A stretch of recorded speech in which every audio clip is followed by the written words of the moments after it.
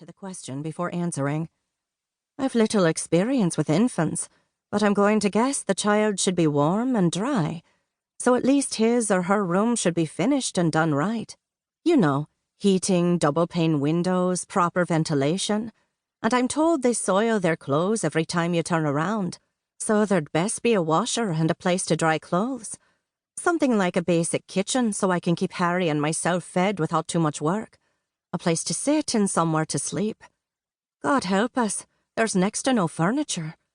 I've been living in rented flats in Dublin for years with none of my own. Harry's been promised a few bits and pieces from the manor house, but I'd feel terrible watching black mould creeping up 18th century end tables.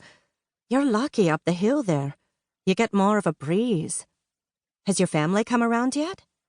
Do you mean, have they forgiven me? Or have they actually visited here? Either one.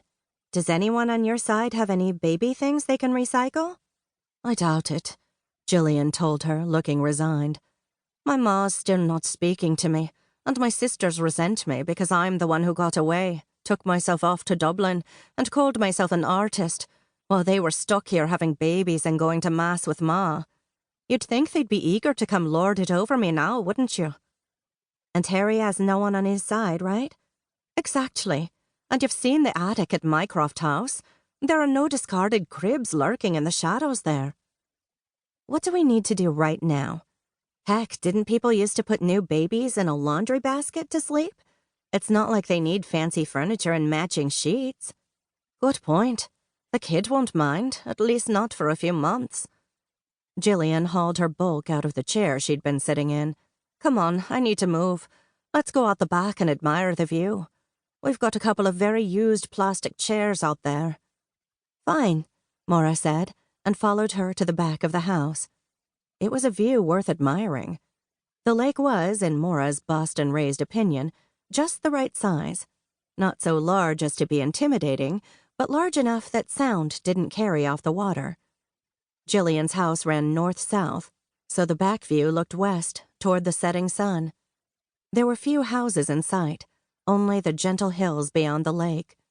Maura could hear the distant lowing of a cow. But then, she could hear that from almost anywhere in West Cork. Still, it was pretty and peaceful and surprisingly soothing. Gillian shut her eyes and leaned back in the rickety chair. I suppose I should enjoy this as long as I can. I expect this child might have other ideas. I'm told they do sleep sometimes, Maura replied. You have any idea if it's a boy or a girl? None. Harry would prefer a boy, I think. Someone to carry on the line. Not that it matters anymore. But that's a male thing, I think. I'll be happy either way. Maura wondered to herself whether Harry would stay the course. He'd been something of a, heck, what did they call it these days? Player? For most of his adult life. He'd shown no signs of settling down until recently, although he was in his mid-30s, as was Gillian. The two of them had danced around the idea of marriage, but it still hadn't happened, child or not. You have a doctor and all that? Maura asked. I've been to the clinic, and there's a visiting nurse who comes around.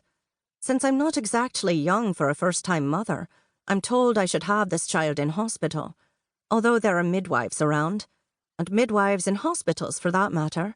Don't worry, it's taken care of. And when do you have to be out of Mycroft House? The National Trust has been very kind to let us stay while we get things sorted out, but I think they'd like to have the place open for tours by the summer. We've already inventoried who gets what, and the O'Briens left in a huff as soon as Evelyn died. As you might guess, I'm not exactly keeping up with the house cleaning these days. I'm told there's a service you can hire to clean for you, Maura volunteered. Yes, over at Union Hall. I know a couple of the people there. But I'm not sure what money we have, and I'd rather save it for more important things. Maura was feeling more and more useless. She really wanted to be able to help Gillian, but all this baby stuff was completely foreign to her. She'd never had any brothers or sisters since her father had died, and then her mother had vanished when she was young, leaving Maura with her grandmother. She'd never done any babysitting in her Boston neighborhood because nobody paid for that there, calling on relatives most of the time, and Maura had needed to